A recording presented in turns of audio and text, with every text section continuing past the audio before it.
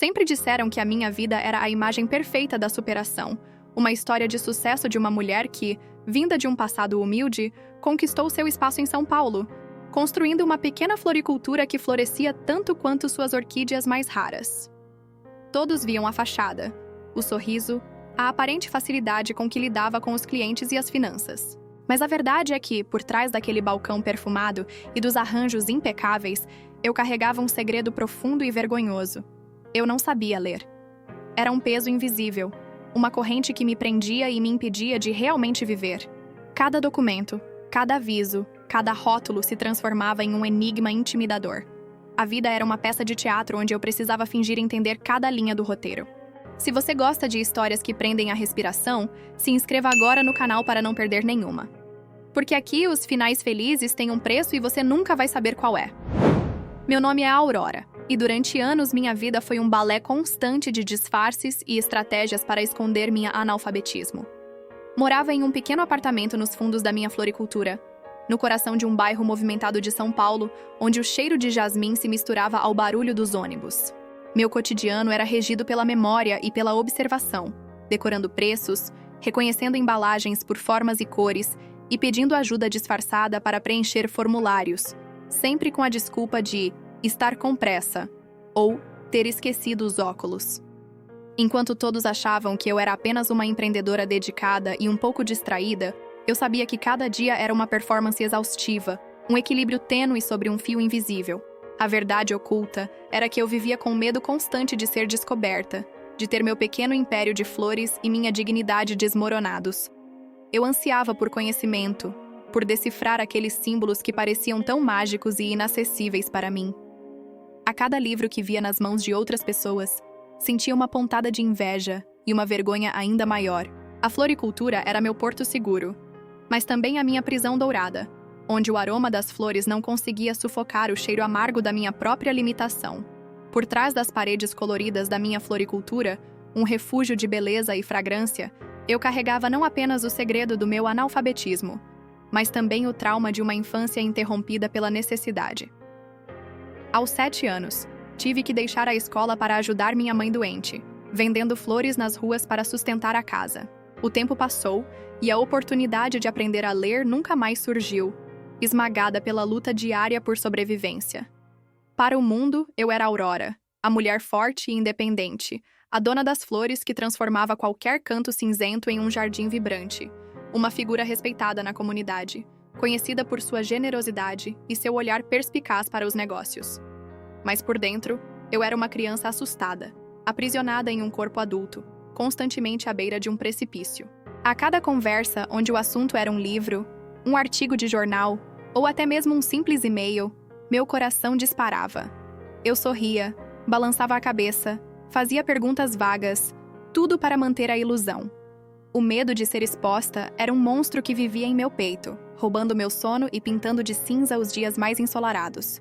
Eu sonhava em ler as cartas de amor que minha avó guardava, em entender os recados nos bilhetes deixados por meus clientes, em simplesmente assinar meu nome com a certeza de que estava escrevendo algo legível, e não apenas desenhando rabiscos sem sentido. A cada noite, antes de dormir, eu pegava um dos muitos livros que enfeitavam minha estante, abria-o aleatoriamente e tentava decifrar as palavras, sentindo-me cada vez mais impotente e frustrada. Tudo mudou no dia em que um garoto de rua, que eu via ocasionalmente perambulando perto da floricultura, entrou na loja pedindo um pouco d'água. Ele não era como os outros. Tinha olhos curiosos e um ar de resiliência que me tocou. Seu nome era Léo. Ele me contou que morava na rua desde que a família se desfez e que sonhava em ser escritor, mesmo sem ter papel e caneta. Naquele mesmo dia, um envelope pardo com o logotipo do banco e o meu nome impresso chegou pelo correio. Era um documento importante, eu sentia. Pela cor e pelo timbre, eu sabia que não era uma conta comum, e sim algo mais sério, talvez um aviso legal ou uma intimação. Meu coração gelou. Eu tentei, como sempre, disfarçar, mas a urgência e o medo eram palpáveis em meu rosto. Foi nesse momento que, sem pensar muito, olhei para Léo, que ainda estava por perto, e pedi: "Você poderia ler isso para mim? Meus óculos sumiram e a letra é miúda." Era uma desculpa esfarrapada, e talvez ele percebesse. Mas a verdade é que a vulnerabilidade me dominou. Ele pegou o envelope com suas mãos pequenas e sujas, abriu-o com cuidado e começou a ler em voz baixa, sua voz infantil ecoando no silêncio perfumado da loja. Ele leu sobre uma dívida antiga, uma falha no sistema bancário e uma ameaça de despejo da floricultura. Nada mais seria como antes. Eu não sabia o que fazer. Eu não podia mais ficar parada, esperando que a ameaça de despejo se concretizasse. A floricultura não era apenas um negócio, era a minha vida, meu legado. A única coisa que eu tinha construído com minhas próprias mãos. Então, comecei a agir, impulsionada pelo desespero e pela necessidade.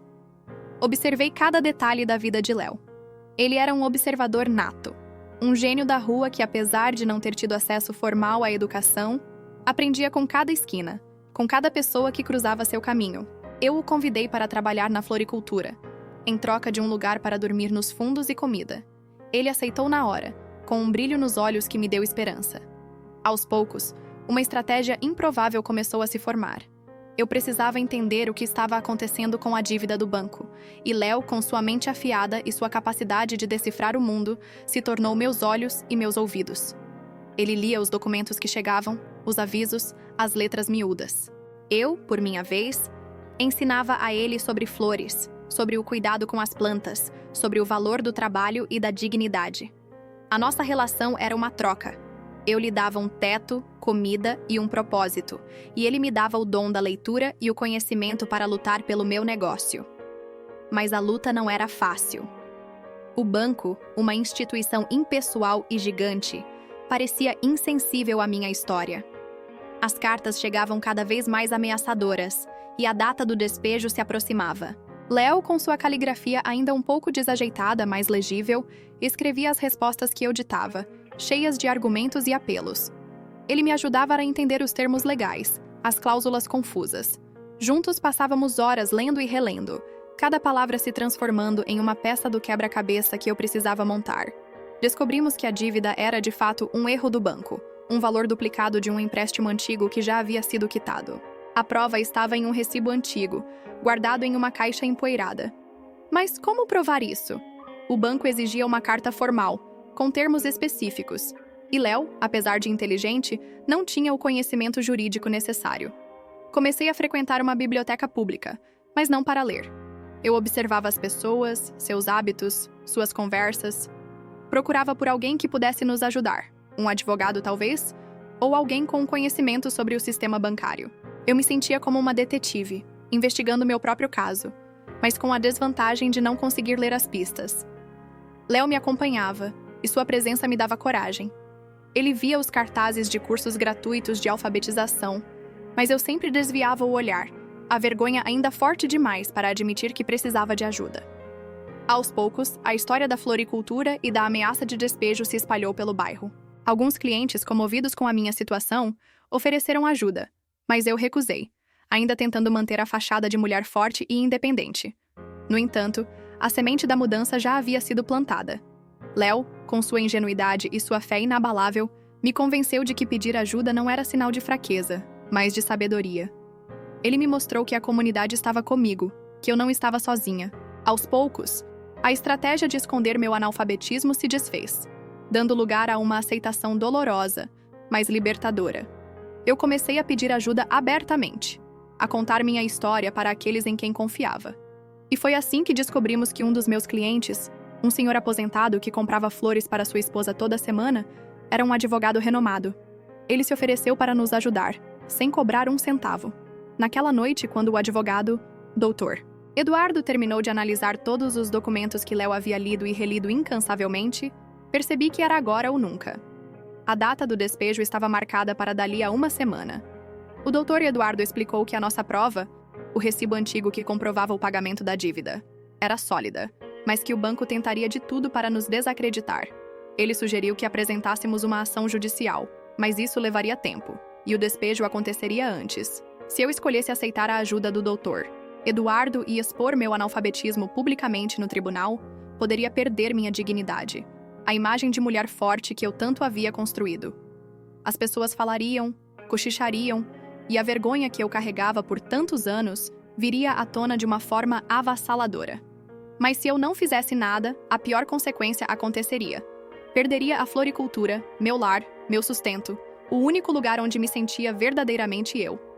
O Dr. Eduardo olhou para mim, esperando uma decisão. Léo, sentado no chão, observava a cena com olhos arregalados, a tensão no ar quase palpável. Eu senti o peso de todos os meus anos de disfarce, de todos os meus medos, de todas as minhas inseguranças. A floricultura era um santuário para mim, e a ideia de perdê-la era insuportável. Eu precisava lutar, não apenas por mim, mas também por Léo, que havia se tornado parte da minha família, e por todos aqueles que um dia acreditaram em mim. Respirei fundo, o aroma das rosas invadindo minhas narinas, me dando uma força inesperada. Olhei para Léo, que me deu um sorriso encorajador. Naquele momento, decidi que a verdade, por mais dolorosa que fosse, seria minha única arma. Eu aceito, Dr. Eduardo, eu disse, minha voz um pouco trêmula, mas firme. Vamos lutar. Não importa o que aconteça. Não vou deixar que me tirem o que é meu por direito. O Dr. Eduardo assentiu, e um plano de ação foi traçado. Ele prepararia uma última carta, uma intimação formal para o banco, exigindo a revisão do caso, e eu, desta vez, seria a signatária. Mas a carta precisava ser lida por alguém que o banco não esperava. E foi aí que Léo, com sua ousadia e sua escrita, entrou em cena. Ele se ofereceu para levar a carta pessoalmente ao gerente do banco, na esperança de que a presença de um garoto de rua com uma carta formal em mãos, escrita por ele, causasse algum impacto. Seria um ato de desespero, mas também de coragem. No fim, a carta escrita por Léo, com suas letras um tanto tortas, mas repletas de uma verdade inegável, e o aviso legal do Dr. Eduardo, foram o suficiente para virar o jogo. Léo, com sua determinação inabalável, entregou a carta diretamente nas mãos do gerente do banco, que ficou visivelmente surpreso com a situação. A história de Aurora, a dona da floricultura que não sabia ler, mas que lutava por seu negócio com a ajuda de um garoto de rua, começou a circular dentro da instituição.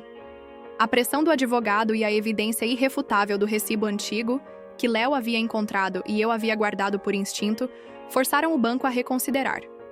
Uma semana antes do despejo, recebemos a notícia. A dívida era de fato um erro, e a ação de despejo seria retirada. Meus dias deixaram de ser uma batalha constante contra o medo e a vergonha. Pela primeira vez, eu me senti livre, leve, capaz de respirar sem o peso daquele segredo. A floricultura foi salva. Mas o desfecho mais significativo não foi a vitória legal, e sim a transformação que aconteceu dentro de mim.